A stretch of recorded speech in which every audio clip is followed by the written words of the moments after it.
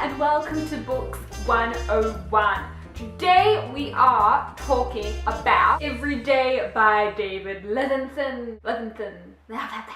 What can I say? I originally bought this book because of the cover, because as you can see, this book has a really cute cover. Clouds, it's the sky, it's these random people floating in midair and falling. It wasn't till that I read the book which I thought, yes, this is such an interesting concept and it's a really good story. What is Everyday about? Every day is about a drifter called A, and every day A wakes up in a different person's body. If you're a bit confused of what the hell a drifter is, because I definitely was when I first read this, drifter is this kind of spirit thing. It reminds me a bit like the Host. In the Host, they're kind of little alien things, and they would kind of not possess the body, be in control of the body. That's like kind of what A is, but he's not like a little alien thing. A can also be boy or girl. It's more, A is like an it. Wake up in both genders. One day A wakes up as a guy called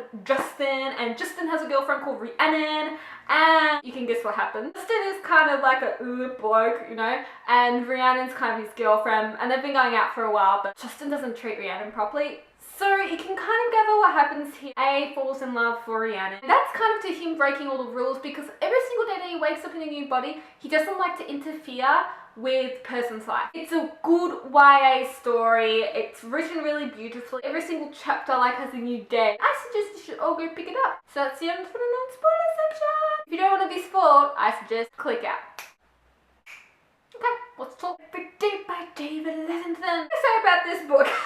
Well, okay, I definitely bought it because of the cover. I mean, this has a really cute cover. Floaty people, looks really awesome. It's really pissed me off, especially with how they fell in love so instantly, but I'm kind of used to that in books now, because YA books are definitely like that. Hey, this whole drifter concept, so interesting. But it did remind me of the Host so much. The whole kind of I am in control of your body. But, you know, A for being an it wasn't that bad. A, unlike the Host, you know, is like more of a body hopper. He hops from body to body. It's frustrating how we don't know technically how he became A, and not till the ending where we actually know if there are others out there like A. And really, you know how in this book they talk about how A might be a demon and blah blah blah. I didn't think he was necessarily a demon, and I just was so frustrated because at the ending I thought, oh, I'm definitely going to know exactly what A is when he was speaking to the Reverend.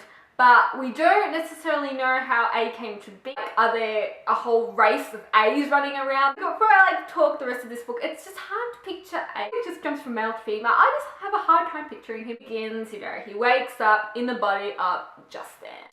Oh. Can I just say, I thought this dude is just so dumb.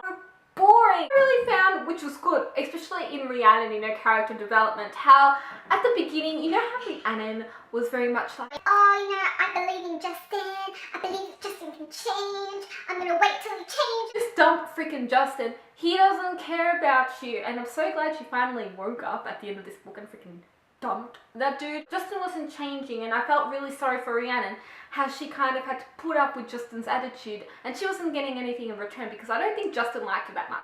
Oh, when A was Justin, it was really cute how he kind of saw Rhiannon and they went to the beach together. I really enjoyed that, except how A suddenly claimed he fell in love with Rhiannon then and there, like so quickly. He's like, what is it about the moment you fall in love? does this come along with just being a drifter? Like how you can fall in love so quickly, even though he kind of tries not to fall in love, but he has fallen in love before because he has been kind of fallen in love with a guy before, but still, like, it was so quick. Talk about some of these lives that he goes to. Leslie Wong. The whole thing about the brother being a pothead is just so random. I like how at the very end of the chapter, in the body of like Leslie, he's just like, you little pothead bitch. You are going to be nice to me, okay? Not only because I'm covering for you, but because I'm the one person in the world right now who's being decent to you. Is that understood? you go girl, because I mean, this brother's putting her like through all this shit. It was really interesting to start to see day's everyday life and how it is for him to be a drifter. We go to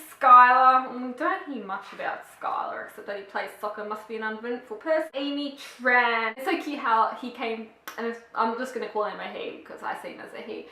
Came to Rhiannon's school. The body of Amy. Rhiannon was just so nice to Amy. Let's talk about this one. Amazing. This guy, I know he thought and he knew that he was possessed by something and something happened. When he was driving home from the party, the body of Nathan, he had to stop on the side of the road. Nathan kind of woke up in his car, but the way Nathan went on and on, the papers and the media about being possessed by the devil, like the whole freaking book, kind of annoyed me so much, and how he always emailed A saying, I know who you are, I'm not going to give up, blah, blah, blah, blah, blah, blah. I wanted to slap him and just say shut up. It's so funny when Nathan meets Rhiannon at the party. Imagine you just met someone, right? And they storm up to you and they're like, How about you?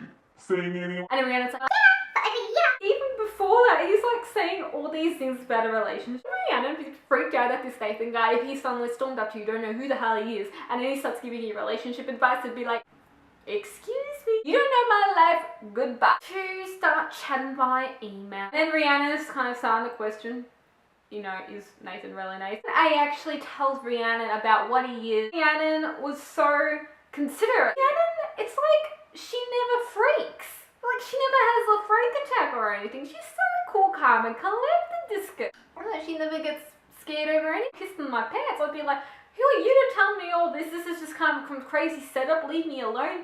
But she's all the way the opposite. Oh, well, she's near tears, but that's the closest she gets. It's really cute how the two continue to meet up. Rhiannon, this is where she starts to really annoy me because I think just let Justin go. Rhiannon's always like, I have a boyfriend. when A's getting too close to her. It made me a bit mad because I'm thinking, yeah, Justin's this the guy, but she's going behind Justin's back, doing all these things with A. And I know you can't fully be honest with Justin about everything you're doing, but if you're starting to get all these romantic feelings, you're kissing her, you're touching her, you're doing all that stuff with A, girl, you're kind of cheating on Justin. And I know your relationship isn't that good in the first place, but it's kind of cheating, and you know what I mean? I kind of thought, just break it off with freaking Justin before you go for A. This Chelsea, this girl with the dark mind, was so depressing to read. I'm glad that A actually resolved her life, snapped her dad into attention, say I'm gonna be suicidal. So A kisses Rhiannon in her body.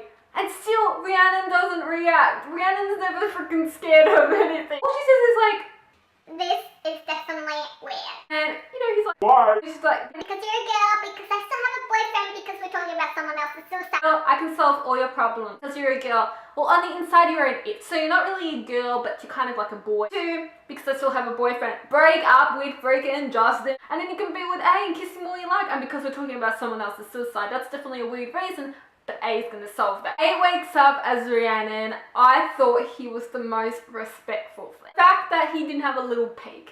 And you'd think for a male they'd have a little peek. Xavier.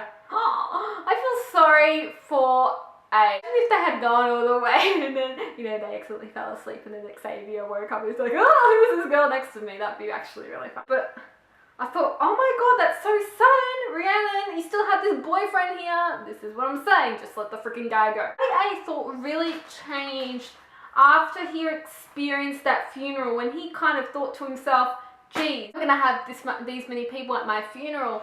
And it kind of got me thinking, well, what happens, at the very end when A's kind of really old? Is he going to keep being and going forever in bodies of really old people? What's going to really happen to him? I was really mad at A in this book when he woke up as Finn. Finn was a really big guy, and I felt really sorry for Finn. Annoyed me was when they went on a date together, and Rhiannon still held his hand and everything, but there was no more physical contact. That was all the physical contact. She was kind of really cold to him.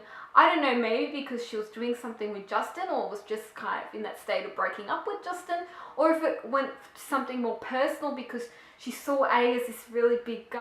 It really got me upset that she treated A so distantly then, when he was just the same guy, and it really made me think about the message that when you go for someone and when you're in a relationship, it's not all about the looks. It's about how you are treated and what's kind of inside the person, and that was really evident because I was really mad at Rhiannon because when A was Finn, it was just all about the looks. I mean, she made out with freaking Xavier because Xavier was freaking cute, but then she wouldn't make out with Finn, which Rhiannon then breaks it off. We need to talk.